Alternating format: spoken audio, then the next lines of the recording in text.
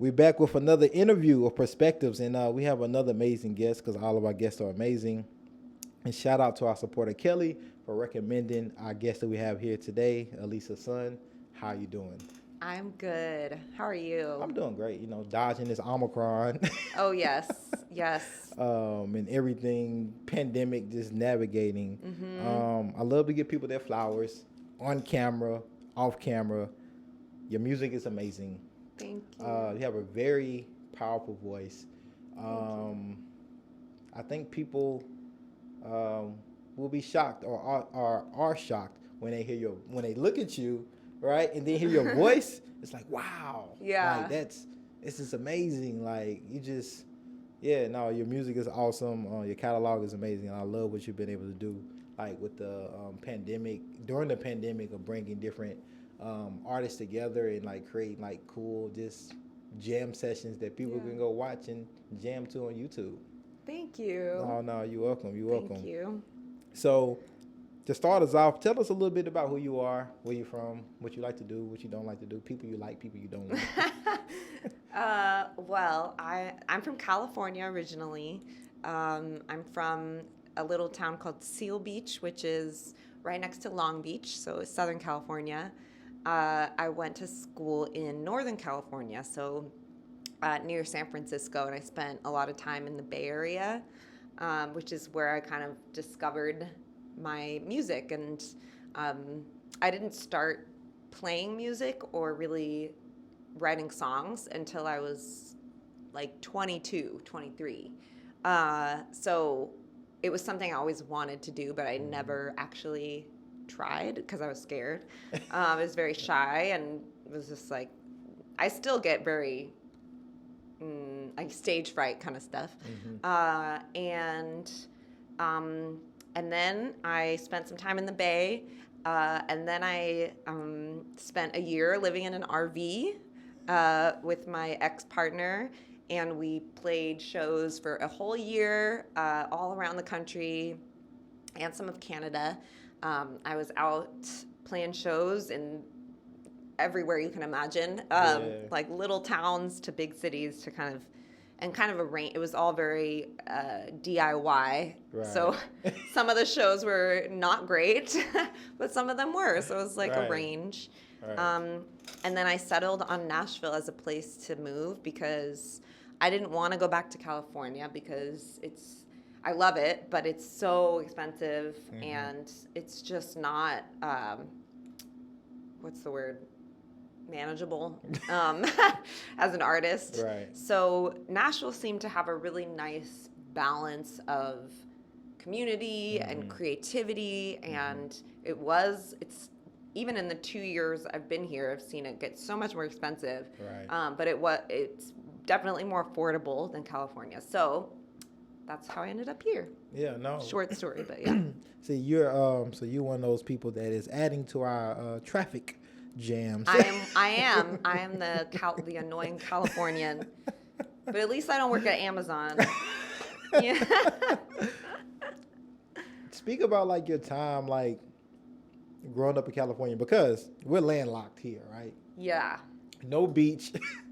Our weather it depends, like on the year, like we haven't got this much snow that we've gotten like this year in like a long time, right? Like and you know, like a dusting is it causes chaos here. Yep. And I can only imagine, right, in California. Yeah. Talk about like just the comparison contrast, like of California and Nashville, and kind of some of the things you've had to adjust to here that, you know, and some of the things that you miss about California. Yeah. I'm not gonna lie, I've been struggling with winter here, like mentally. I struggle too. Yeah, I think we all do, and I mean the past few days have been pretty nice, and but when it's just dark and gray and cold, like I get so sad. So it's tough. I literally got a vitamin D deficiency when I moved here. Wow. Because I'm so used to sun, like from California, that my doctor had to prescribe me like really strong vitamin D pills. So wow. Yeah, that was like contributing to my mental health stuff. So that's been tough. But the other side of that is it's kind of nice to have seasons. In California. It's like you kind of take it for granted. Right. And it's like it's nice to have that change of seasons. Right. And you appreciate it more when it's nicer out, and it's kind of a nice when it's gross out. It's kind of a nice excuse to just hibernate. Right. Because when it's nice all the time, I just feel guilty. I feel like I need to be out all the time. Right. Anyway, but weather aside, I wasn't prepared for the culture shock of moving to the South. I didn't really think it was gonna be a big deal, because Nashville it's a city. It's relatively blue in a very red state. So when I visited, I thought it was really cool when I visited. But then when I actually moved here, it was just a lot. But then the pandemic happened, so that was a lot. In California and Tennessee, we handled the pandemic vastly differently. We definitely did. Yes. I mean, California's not perfect, so it's I've been thinking a lot about. Yeah, we all have just existential moments over the past few years about our country and so when it comes to things I miss, the beach. I miss it too, and I'm and I miss the diversity and the amount of Asian folks that I was just used to seeing all the time. In California, there's just a lot more Asian folks. You just see them more. So, quick story. Yeah. And I knew we was going to get to this at some point, but my fiance, I should say, actually. She's from San Diego. Oh, okay. Born and raised in San Diego, right? Yeah. And so I was out one day by myself at the mall. I think this might be the first time I went to the mall in San Diego, in California in general. Yeah. And I'm from the South. She's from California, West Coast, right? Wow. And so I was in the mall, and that was the first time it clicked to me because of the diversity is there, right? And my good old South lens, got cleared up, and I looked around. I said, "Damn, there are no white people." Yeah. It was I think I might seen one, but I was like, wow. Yeah. Right. And now she's moved down here, and then now she's it's nothing but white folks. Yeah. Yep. Welcome. Yeah. but the diversity is a real thing. And I think a uniqueness about California. And she grew up, and her parents are still there. Right on close to the TJ border.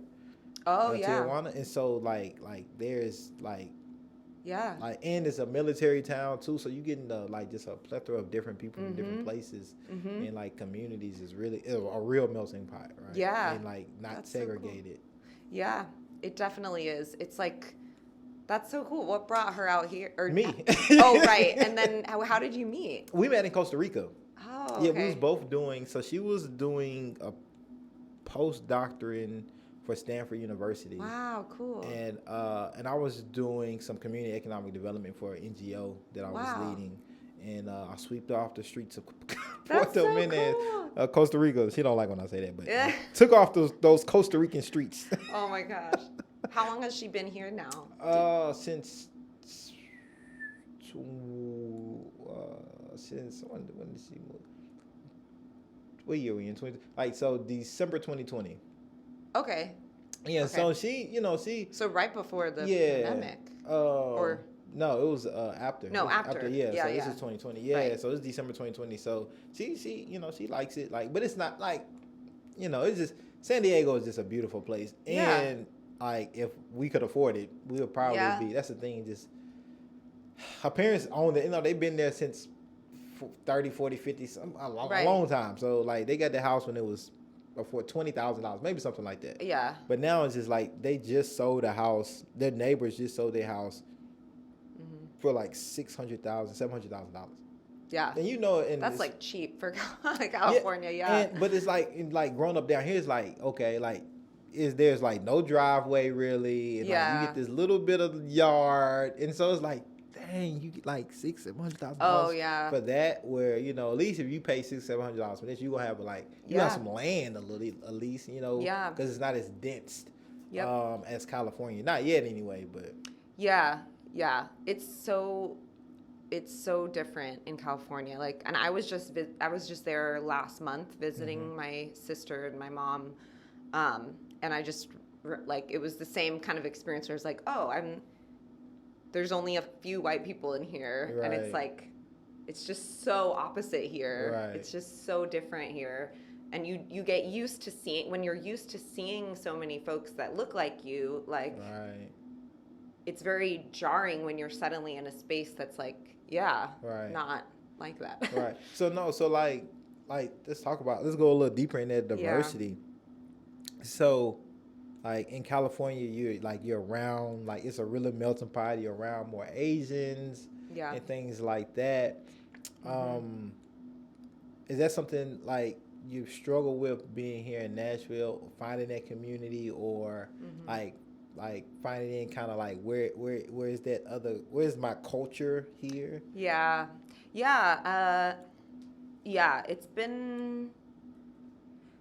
It's been pretty tough to find folks, but luckily there is API Middle Tennessee. They're are you familiar with their work? Let me see if I can remember the acronym. Is that the API? What does that stand for? Asian Pacific Islanders? Yes. Yep, I'm familiar. So like Pratik I don't know if he's on the board technically or he's part of it, but they kind of have always been around, but I think during the pandemic definitely like stepped up with reaching out, and they have a Facebook group and an Instagram, and they'll do events sometimes. They've been doing like monthly happy hours, and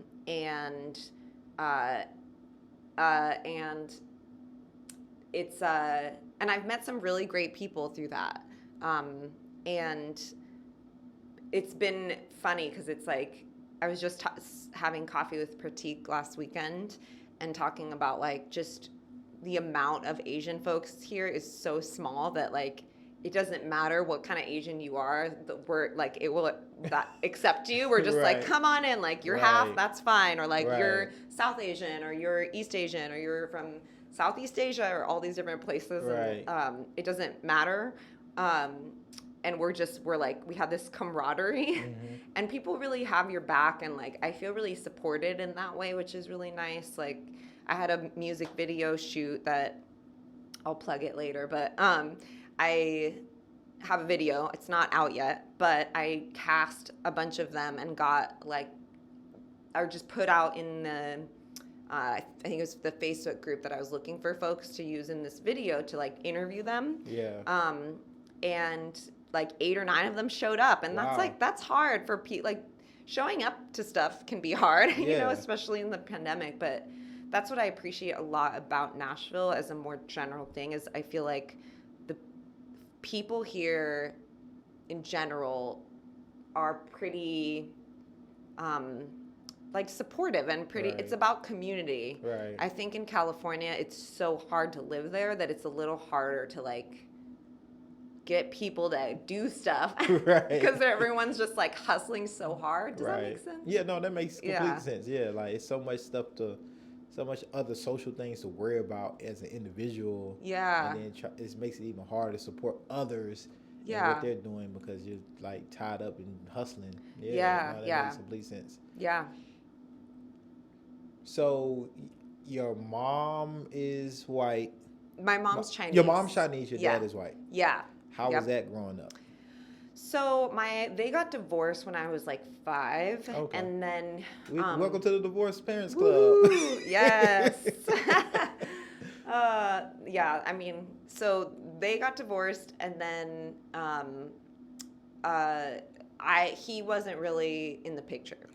So they split up, and then it was just me, my mom, and my sister, and it was just that for a long time. So I definitely think of my mom as like single mom raised me. Like, she was my primary parent. Right.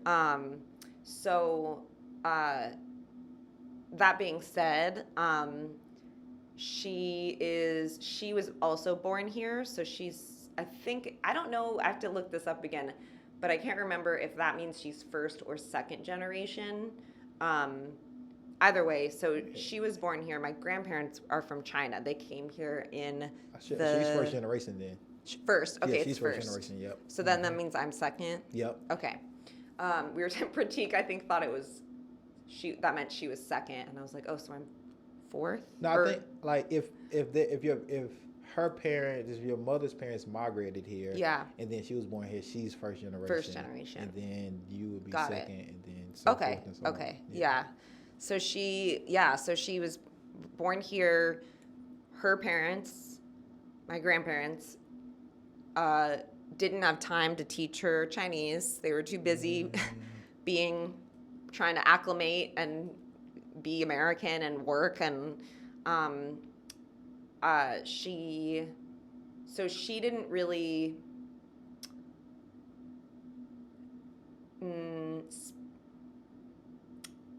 I don't know how to say this. She very much, I think, a lot of Asian folks are taught to, I mean, white supremacy, we're all taught white is the thing you have to be. White is right. So, So I think that she definitely was focused on that. Mm-hmm. And, you know, if you talk to my mom, it's like, you don't know that you're necessarily talking to someone that's Chinese, if that makes sense. Right, even maybe first generation, especially. Yeah. Because it's just so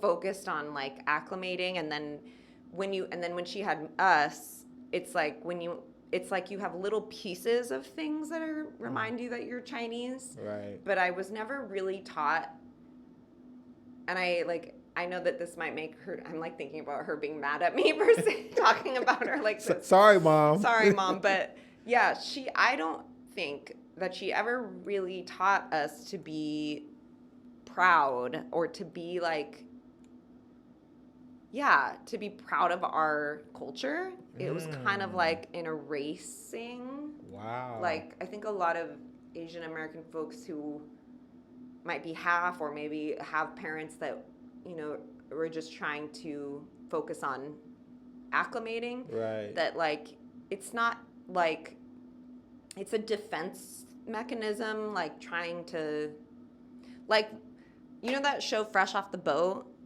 Do you remember that show? I don't think Randall Park and Constance, what's her name? I think I've heard of it, but I don't think I've watched it. It's very funny. It's like about a family that moves to Orlando in like the 90s, and based on a true story. But yeah, it's Asian American family, and there's a part in it where like what does he do? He like he does like that self-deprecating humor thing where he's like, oh, I'm a bad driver. Like I think he got like pulled over or something and like joked with someone, and then his son was like, why did you do that? And he's like, because I like have to, like, to beat them to the punch. Right. I did that all the time growing up. I was like, oh, I'm a bad driver, I'm Asian, and you know, or I'm really good at math, or I don't know, things like that. Like that's just something I would joke about because I really thought it was, I guess I thought it was funny, but looking back, like I wouldn't say that again now. Right. But that's kind of just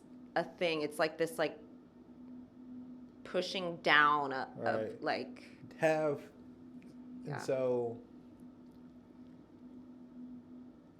has your, I guess, Asian culture or heritage ever been questioned by other Asians, whether it may be from like specifically from the Chinese community, because maybe you don't speak the language fluently, or because both of your parents aren't Chinese? That was, I was gonna say, what I love about API Middle Tennessee is that there's that camaraderie and they welcome everyone.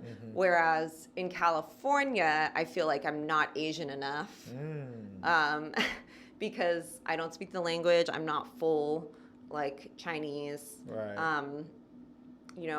But I wish I could. So I feel like a bad Asian. Like I don't. Yeah. So. It's never too late to learn Chinese. To learn. Yeah, that's true. It's not the easiest language. It's not. Yeah. But like, if that's something, I feel like you want to do for yourself. Yeah. Give yourself that power or whatever it may be. You don't even need a reason, right? If you just want to do it. Yeah. I would encourage you to do that. Yeah. I do know. I know a few sentences, and I love. I've taken a few classes, but I'll pick it up again. I'm gonna tell you what I know. I should really know more, but I haven't used it. Like of course, she ni, booyah.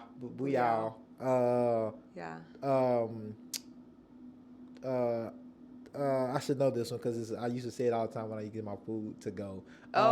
What is hold on, don't tell me.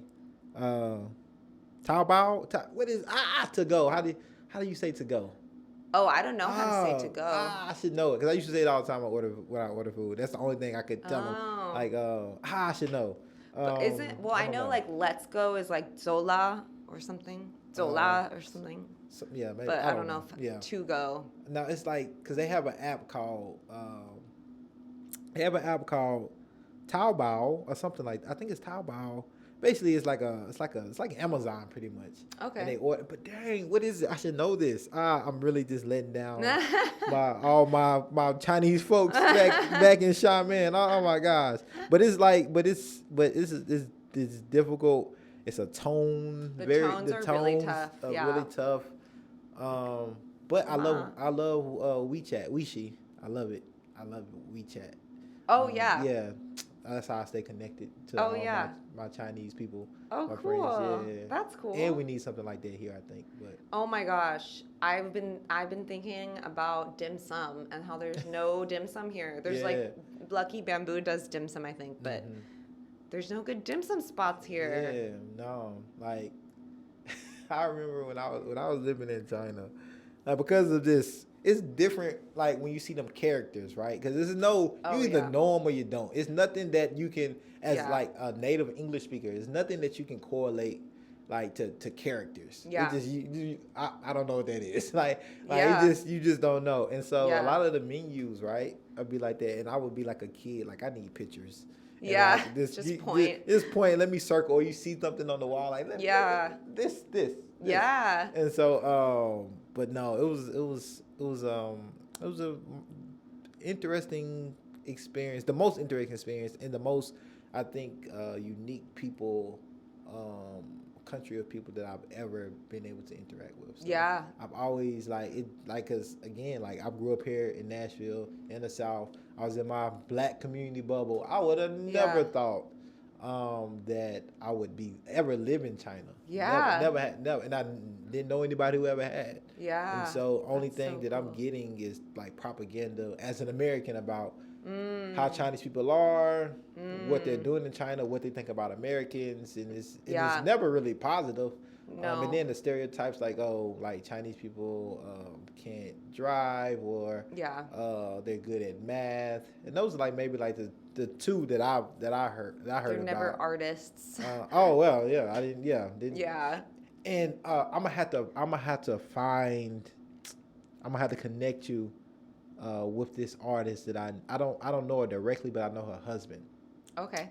And her husband runs a Jeremy Goldkorn. He runs a Chinese publication.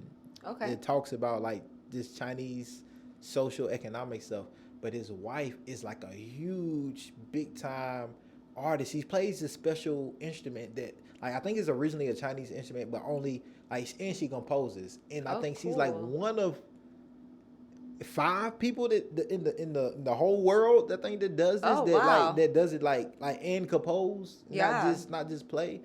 I'm gonna have to connect y'all. Yeah. Is it the Don't ask me. I don't know. Okay. I don't know. We'll have to Google it. I want to pick back up a little bit, especially back on that diversity piece. what were some of, I guess, some of the, like, I guess, self challenges? I guess knowing that, you know, I'm Chinese, but I'm not full. And how others kind of broached you about that. You know, kids can be cruel, one, but adults can just be like idiots, right? Yeah. Or ask things in an idiotic way that can be very harmful and offensive, right? Yeah. How have you navigated and what were some of those situations? Yeah, a lot of it is just where are you from? Where are you really from? Where were you born? Just like the grilling. Right. So that's what my most recent song is about. It's called I'm From Here. And the music video that I'm going to release has folks that I interviewed about that. And it's really cool because I have interviews with people who have so many different stories about that. But yeah, a lot of it is like this kind of like, what are you? Like kind of thing. That's just the big. So for people that are curious. Yeah. And when they first see you, right? Yeah. How should they, is there our appropriate way for them to, you know, scratch their curiosity itch that they have? Yeah, I get it. Yeah. So what is the way to approach you? Yeah. Then? I have one thing that I ask, but I want to know yours. Okay. I honestly, like, I think about it a lot because it's like, okay, you never know someone's intentions. Just because someone asks me where I'm from doesn't mean that they're racist. It doesn't mean they're a bad person. It's like such a different, it's all depending on like the context and where I am and who's asking me and how soon into the conversation they're asking me. Right. Like, that's a big thing. Like, sometimes it's like, but yeah, there's no like clear cut way to do it. It so depends on the person too. Like, cause like on one hand, it's like, okay, let's say a white man that I don't know just like comes up to me and asks me that. Like, I'm going to be like, whoa, like I'm not going to feel okay with that. I would rather someone at least like get to know me a little more before they ask me. Get your name. Get my name. Like, I'm a person. Yeah. Right. Or like, before they ask me, like, so where are you from? And, you know, but, and then, yeah, it's hard to gauge, like, what their intentions are. Like, are they really asking me that? Because I think, yeah, curiosity is okay. Like, it's tricky. It's very tricky. And I think at the end of the day, like, depending on the person, if it ends up, at the end of the day, I think what bothers me is when people ask me that,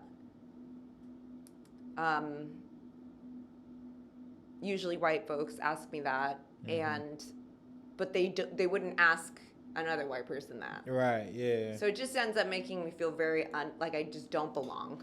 So that's the main thing. That's a bummer, but. I've learned to just ask people, hey, where do you call home? Yeah. I love that. Yeah, just where do you call home? That's a good one. And then home may be California, and then by way of Hong Kong, wherever it may be, you know, then like I think that opens it up for that person to tell their kind of home journey. If you ask what you call, if they care about, you know, that where they're from. Yeah. All right. If home is just California, leave it at that. If home is just Nashville, leave it at that. It's no need to go any deeper than that. And like that's kind of the question that I've learned, that I feel like it's comfortable for everybody. It doesn't come off offensive, regardless of what you look like, where you're from, or where you may be from. Like, hey, where you call home? Where's home for you? Yeah, I think that's great. Yeah. I wish more people would say that. Just now they know. Now before they come up to you and say something ridiculous, they can just say, hey, where you call? I love your music, but where you call home? You know, something like that. Yeah. Now, I want to get a little deeper with you. Okay. The pandemic. Yes. Happened. And just, right around the time the pandemic is happening, we are seeing and hearing a lot of our Asian community members and neighbors just being attacked, being targeted. Because when you have, a former president that is, kind of blaming a whole virus on a whole group of people, Yeah. people do stupid, crazy things, right? Yeah. How did that affect you? You was traveling at the time, right? You was performing during this time too, right? I was here. You was here. You was here doing that. Okay. You was off the road. Okay. Yeah, I was off the road. Yeah. So how did that, like, resonate with you, your sister, your mom, like, people around you? How did you all, from you all's lens and like being from that community? Yeah. It was pretty intense. I was very, very much aware of what I looked like, and being out in public, I was like a lot more on guard. And I definitely had a tough time, like not wanting to go outside, just not really wanting to be seen. And I think I actually had my personal like journey with being an Asian person. It's always been a journey, but I actually had a few like incidents even before the pandemic happened when I moved here. You want to elaborate on that a little bit? Yeah, I had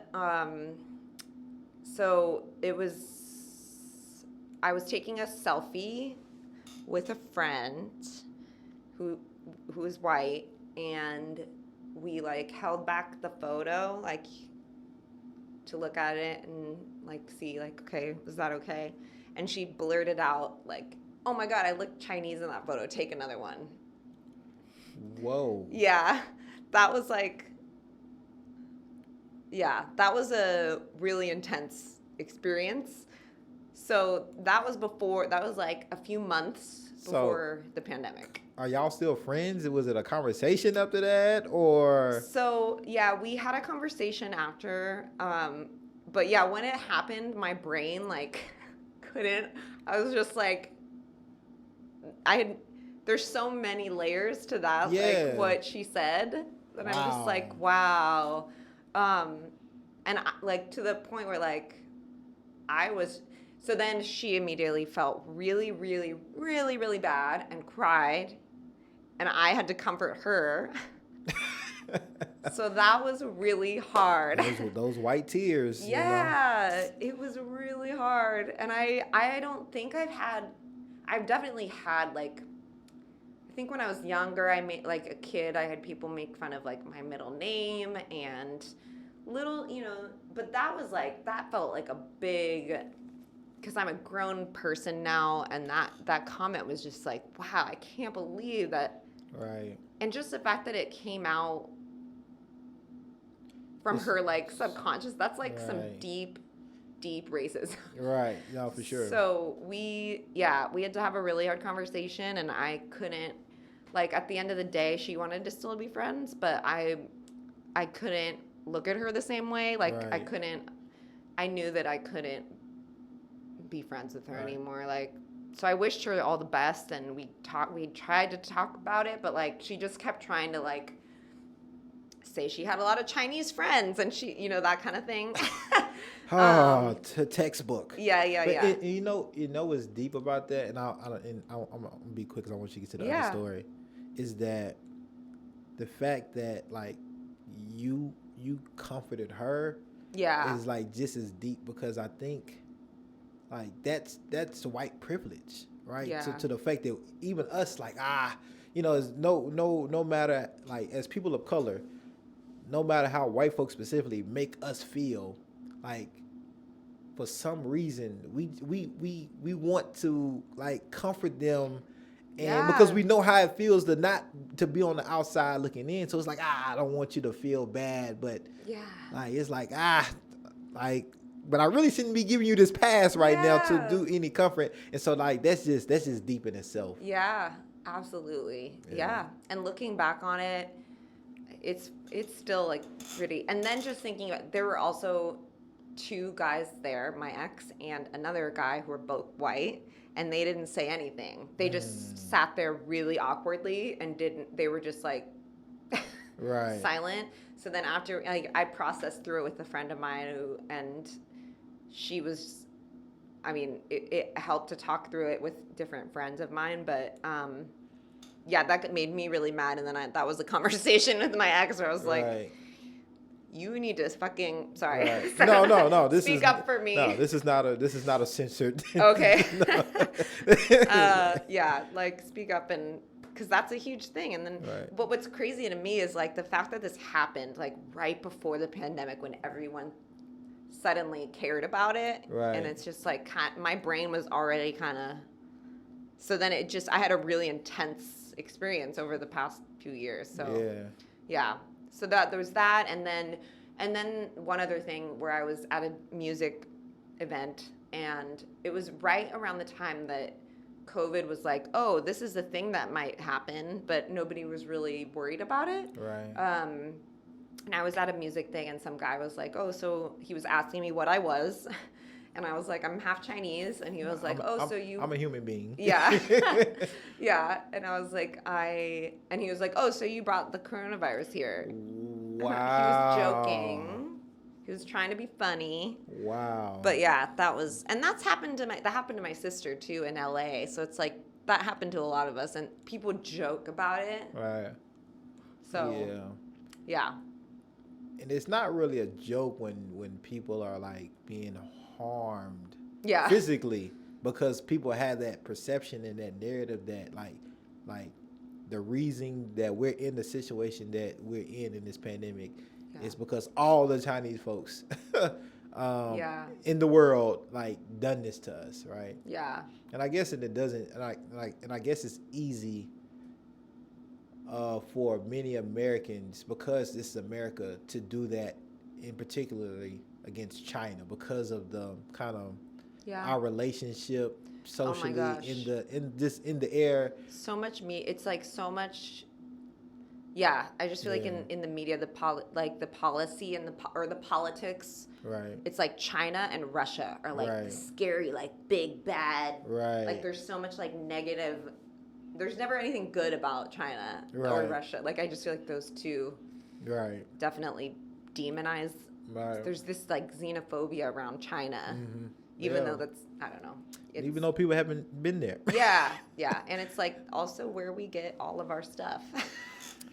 And like it's and a lot of our a lot of the things that people use on a daily basis, just made in China.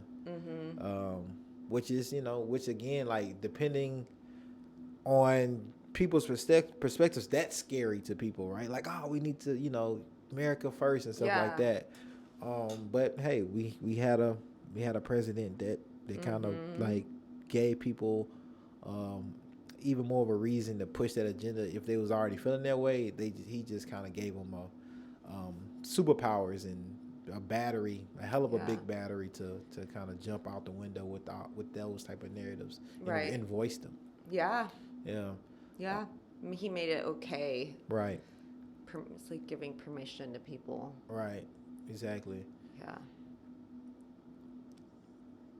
So, living in China, when I was living in China, I really learned a lot about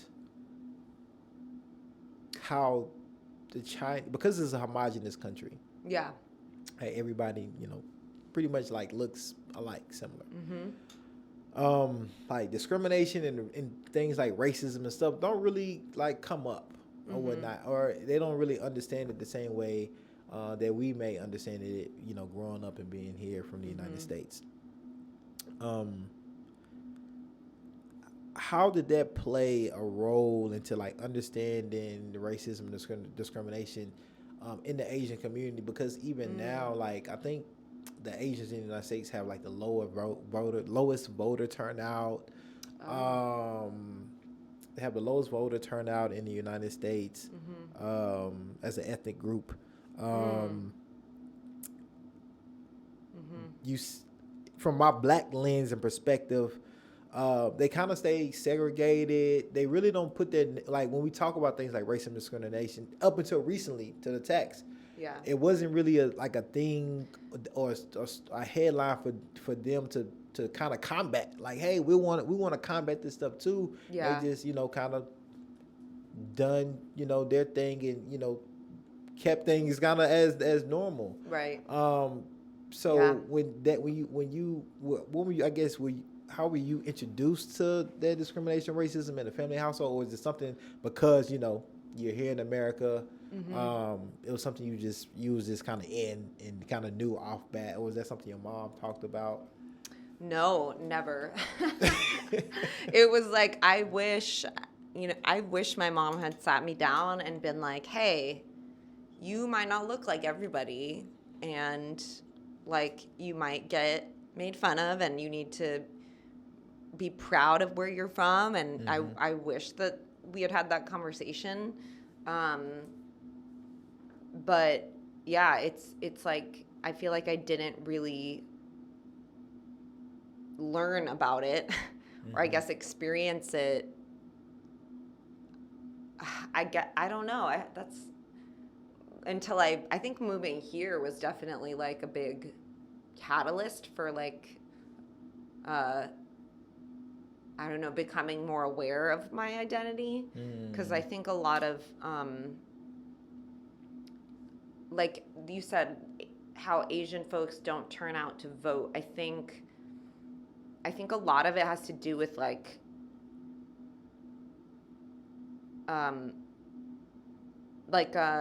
the model minority thing, and just wanting to be white, or not wanting to, but just having to feel like we have to be, right, and just not taking up space, and not just like keeping your head down, right, and like blending in as best you can. And like that's kind of what I feel like I was taught to do. Like, don't put a target on your back. Yeah, and don't take up space, and don't rock any boats. So I think that's a big part of like just to be accommodating to white folks. And I think that's a big thing that a lot of Asian people are taught. How have you challenged yourself to unlearn some of that? It's hard. It's really hard to verbalize it and like speak up for myself. I think because your default is just like your nervous system like learns how to like be a certain way. But I don't know. That's okay. That's perfectly okay. Yeah. I think we all trying to learn and grow. Yeah. And we do that in different phases of our life, in different journeys in our life, and it hits us differently. So no, it's just something like more for you to reflect on. Yeah. Because I think white supremacy affects us all. Whether you're black, white, Asian, Indian, Native American, we all affected by it, right? Yeah. And we all, especially if you're born here in the United States, you're indoctrinated with it, right? You're indoctrinated. And so white supremacy for me might look like, anti-blackness or black hate because I see another guy that looks like me and I'm defensive because that's what's kind of been put out there, the narrative about black men, right? Yeah. And so I'm feeding, it's indoctrinated me, and I'm feeding into that. Yeah. Right. That's what it might look like for me. And so until I realize that it's something I have to unlearn, which I'm constantly working on. And so I think it looks different for different people based on how you grew up, your ethnicity, all of those things. And so we just have to be intentional about identifying that. And once we identify it, like do the self work. Yeah. Right. Yeah, that makes sense. Yeah. Yeah. And so, and that's why I'm always curious, because I'm not a part of every community, right? And I think like conversations like these, like help everybody grow and think about like, I haven't really started like that unlearning process. I just kind of been going with the flow, right? Which is easy, right? Because the unlearning is difficult, it's hard, and it's accepting a lot of truths about your own personal actions and holding yourself accountable. Which who likes to hold themselves accountable, right? And so it's hard. Yeah. So when you come back next time, you'll be able to tell us like, oh yeah, I started doing this and doing that and da da da. Yeah. Well, one thing that I definitely got into is learning a little more about like Asian American history, to kind of like take some of that ownership of it back, because I think there's that erasure, right? When it like what we were taught in school, and we were taught all the white stories, none of the other stories, right? So like I got really into Grace Lee Boggs, and I didn't even know she existed. Do you know who she is? I heard her name. And I know her name. Like such a badass, and or like Yuri Kochiyama, and just kind of the activists that have been out there doing this work, but don't get talked about. Yeah. But Grace Lee Boggs, she was right there with Malcolm X and MLK and from Detroit, and doing a lot of all of that grassroots work, and she lived until she was like 95 or something, 98. Yeah. So that was more empowering to learn more about our history and read about it, and there was some, and it's been nice to see more representation of Asian folks, like more programs or TV shows or different documentaries coming out about Asian folks, which has been nice. But when I say about representation for like minorities, people of color, is that like I think that's the start, but I think like real power for us is like give us some decision making power, right? Whether that's an elected official, or if that's being the executive CEO of the TV company, right? And I think we have to constantly remind ourselves like, okay, representation, symbolism is good, is needed, because that's telling people, okay, we can do it. But like now, like what's the next step? Like, well, we can have power to like make sure we won't get looked over and passed, and it's not other people making decisions for us. It's or really dictating our contribution. That part's really hard, because it's like they're like, you get one show. Right. Like my sister, she's a TV writer, and she's in it. She's like in Hollywood writing for different TV shows. And she tells me stories about that, like just the amount of, like, it's always white people at the end of like the executive, the people up here, and then they're like, oh, we already have that show. You only get one show about this Asian family. Like you get one. Right. That's it. That's all we're doing. Yeah. We can't do anything else. And then it turns people against the Asian folks. It'll turn us like competing against like for this one spot. Like there's only so much room. Yeah. So. But I think now, like what technology has done is like we can start telling many of our own stories, right? Yeah. And like platforms like this, and really start calling shit out. Like, hey, this happens, and it's affecting us. And it's still hard, because some people, are still, very cautious of calling it out, especially when it's a job, because like, does that take me out of the loop for jobs in the future if I call this out right now, even though I know it's harmful and it's hurting, or do I just suck it up and say, hey, it's part of it. It's part of the industry or whatever. So, and that's something I think we as people of color, minorities, have to deal with all the time and digest and figure out like, okay, is this the battle I want to fight today? And if so, like, what are some of the repercussions that I'm willing to take, or what is the, so it's just a it's difficult. Yeah. Yeah. Yeah, and you don't want to lose your job Yeah. or get like talked about like, oh, they're difficult or they're, you know, and that sucks. Right. Like, just for wanting to like tell the truth. Right. Like I can't, like, the truth will like literally hinder me. Yeah. Like they say truth will set me free. No, truth will get you let go. Yeah. Like, yeah, you'll be free of job opportunities, right? It's just crazy. Yeah. But like this is the culture that we're in and that has been created and that we have to learn to navigate. Yep. But I'm all about calling that shit out because I think the more folks call it out, and allies as well, like call it out, because I think the more we do that, I think it prevents it from happening. Because who wants to be put on like Front Street like that, and then especially if it's receipts to back it up, right? And then it gives the courage to other people to speak out, like, oh, that happened to me there too, and then it's something like it can't be happening to like 10, 12, 13, 14, 15 people and then it not be something. So I encourage all of us to call that shit out and put it on Front Street, because I think that's the only way we can grow. I agree. In this country and just throughout the world. Yeah. So I wanna pivot to your music. Yeah. Your awesome music. No, like for real, like very dynamic, like just vocalist. Like you really are. How has a lot of these things that's been going on socially, kind of, or even just moving here to Nashville with this jury sometimes, how's that influenced your music of late?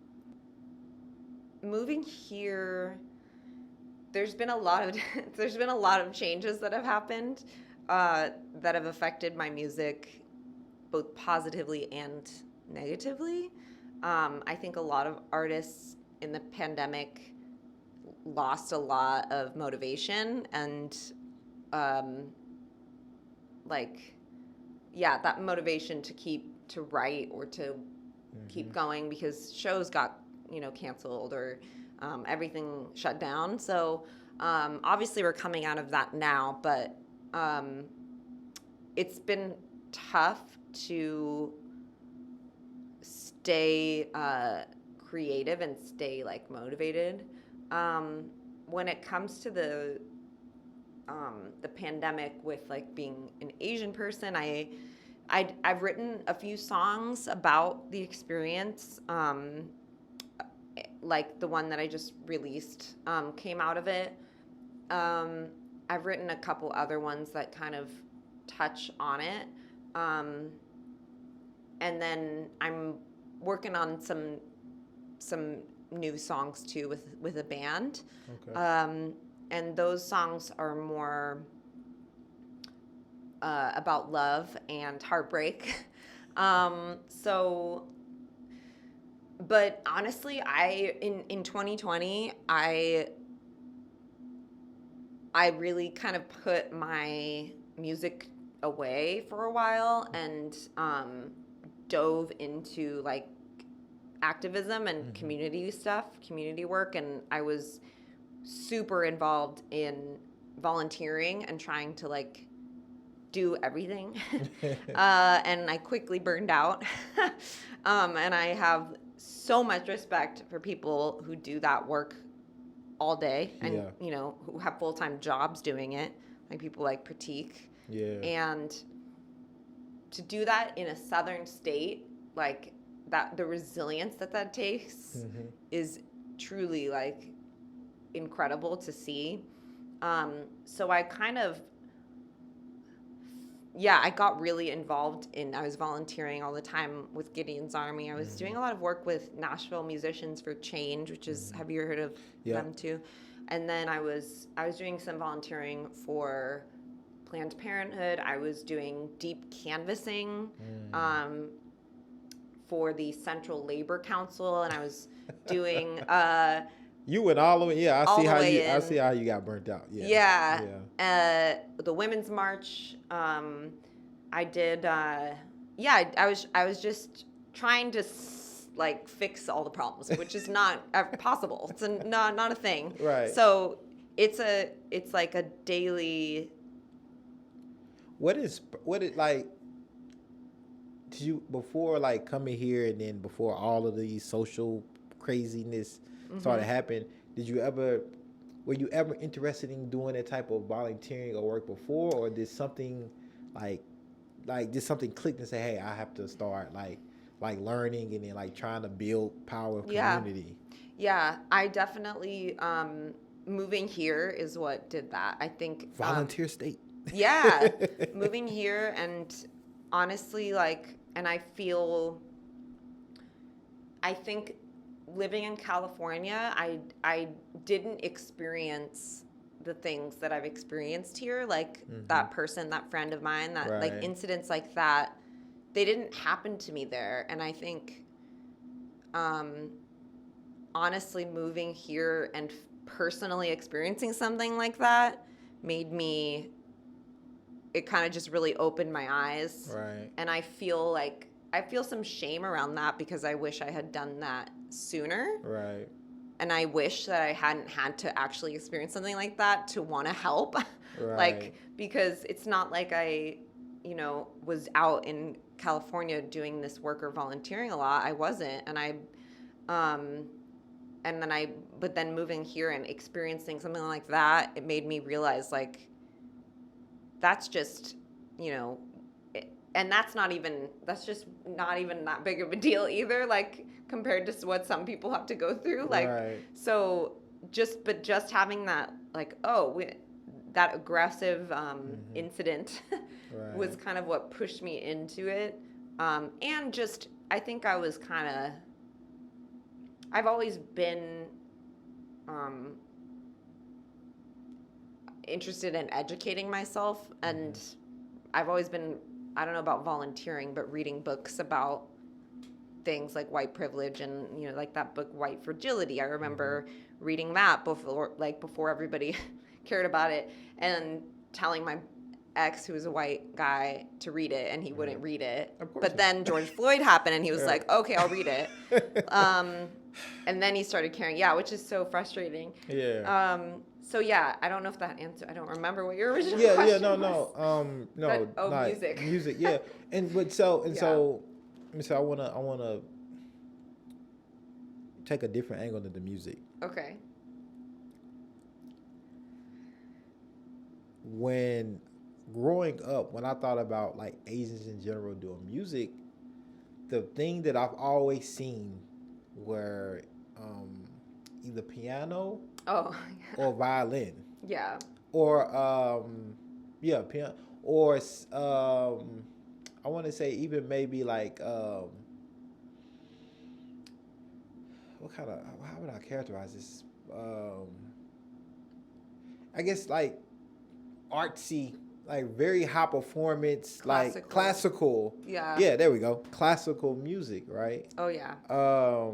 And that's like growing up, like in my own conditioning, that's the box that I like put like many, I think probably all Asians in, right? When I think about musically, right?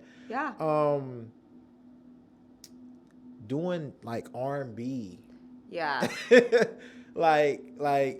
what has there been like challenges and barriers that you have to face doing that genre of music, being an Asian woman? Yeah. Well, I think about this a lot as far as not challenges, but I think about music as a way to identify. You can't control like how music like moves you. Like you can't control necessarily like what you identify with or what you're like, oh, I love that music, like a certain genre or whatever. But it does depend where you grow up. Like, people in the South, obviously a lot of folks I know here, like they just grew up around country, so they just are used to it, but I didn't grow up around it. And I grew up here and I didn't grow up around country either. Yeah. So it's like, like that's that too, right? There's like racial types of music. Yes. Right? Yeah. And so Asian folks, I find it really fascinating, because we're all over the place, but a lot of Asian folks, we identify with R&B and hip hop and rap, and it's like maybe because I don't know, because it wasn't white music. Right. Even though I also kind of grew up with a lot of like folky white music too, and I like that too. But my first CD I ever bought was Lauryn Hill, Miseducation of Lauryn Hill, when I was 10. Classic. And it's just like, I think, and like that show, Fresh Off the Boat, it's about that family and the little boy in it, I forget his name, Hudson Yang. Now he's probably like 18, but in the show he's like 10, and he's just like wearing Biggie shirts and like Tupac, and he's just like, and my cousin, who's he's Chinese also, obviously, he was like, that was me, like when he was growing up, he was obsessed with that, like right. 90s hip hop and rap, and and it's just something that like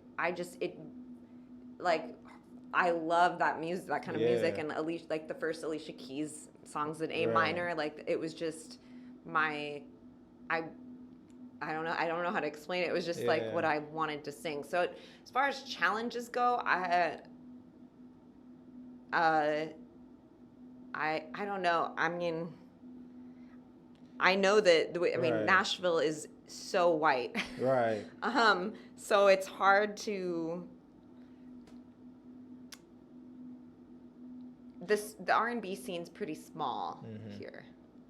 And I'm assuming too, many people when they just look at you, right, physically, just look at your physical attributes, and then you tell them you're an artist, right? I wondered if they ever say, like R&B. I didn't see that one coming. Oh, totally. Everybody, everybody's like, oh, I never would have expected that.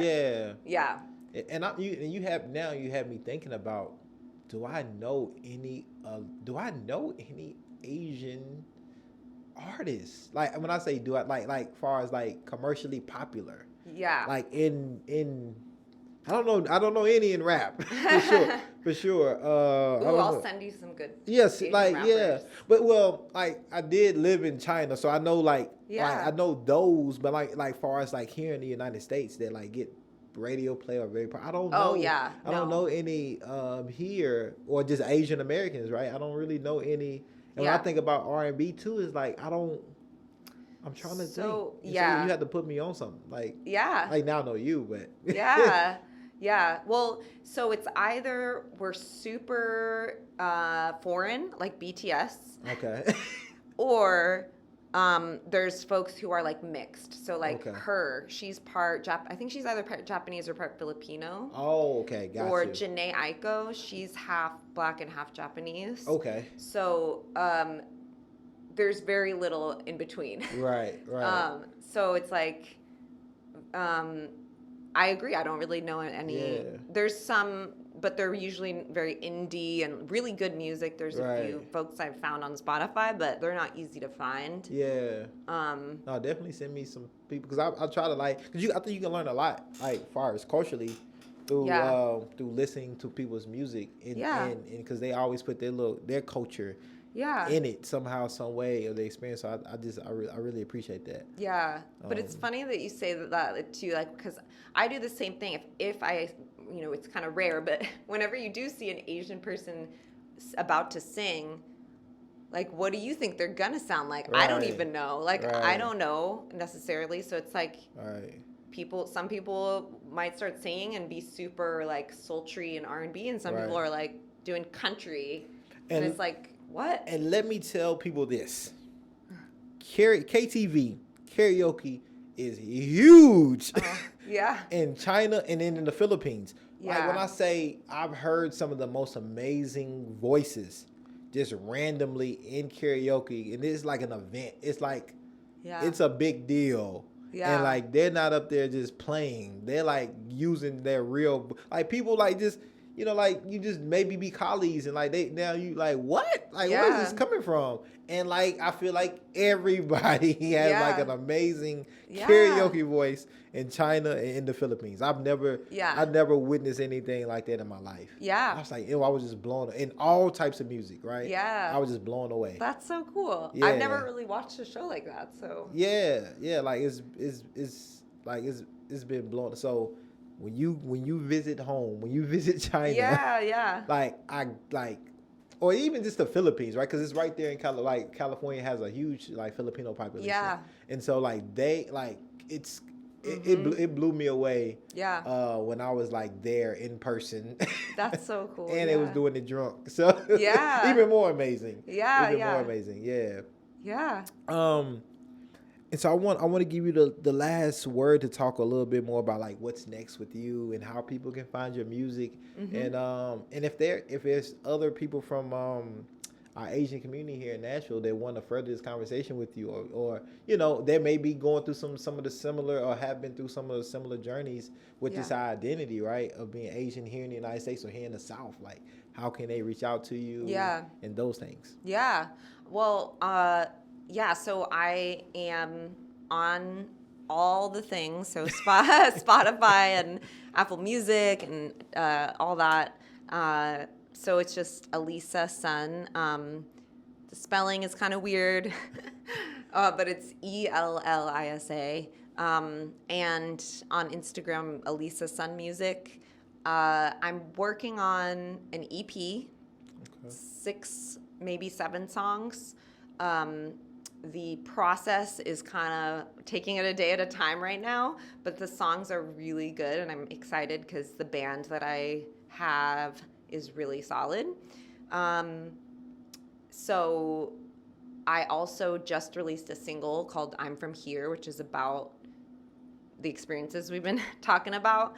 And I am going to release a music video for it sometime in March, I think. Okay. But the music video is a really, really great. I'm excited to share it with the world. And then, what were the other questions? If people want to reach out to you, my number is. She did say a former boyfriend. Yes, I'm single. But yeah, if people want to, specifically from like the Asian community here in Nashville, and want to further this conversation or like just dive in deeper into, y'all might have similar stories and journeys and still like challenges, right? Yeah. How could somebody like, what would be the best way for them to reach out? Yeah. Yeah, Insta, just DM me. Like I'm sliding them DMs. You can totally DM me. Yeah, I'm cool with that. I'm not, I'm not getting a lot of them, so it's not like I'm like famous and like get so many that I can't answer. I mean, if other than DMing, I have an email like list on I have a website. It's just elisasun.com. And there's a contact form on there. Okay. So that's a good way to reach me too. But I'm always down to talk about have conversations like this with everybody. So yeah, no, it'd be dope for you to like bring in other artists and have this type of conversation. Oh yeah, I would love to do that. Yeah, like I would love for you to do that. Like too. Yeah, I don't even have to be a part. I just want to just see it happen. Yeah, and honestly, I'm excited to maybe we can do something with some of the people that were in my music video like after it's released. Yeah. Cuz I'm excited to share it, but I'm also really interested and a little scared to share it, which maybe is a good sign, but I know that it's a powerful story, so I'm interested to see how people respond. I want a sneak peek. I'll share it with you. Okay. Shh, don't do that. Well, Ellisa, I really appreciate your time and you opening up and sharing your experiences and your journey with us. And just like how you've been able to just navigate everything and still be like a great human being. Thank you. So thank you. Thank you, Kelly, again for the connect and the plug. And we got to have you back. Yes. To talk more. And then when you do become famous, I want the exclusive. Okay. More famous. Because I think other people know you. My people know you. Yeah. And so, That's good. But no. So when you getting like, filling up stadiums and stuff like that, I just want to bring you out. Let me just introduce you or something. Yeah. Thank you. It's an honor, honestly. I think that what you're doing is so cool. So I'm really honored to be here. No, I appreciate that. Yeah. Thank you. Until next time, thank you for being here.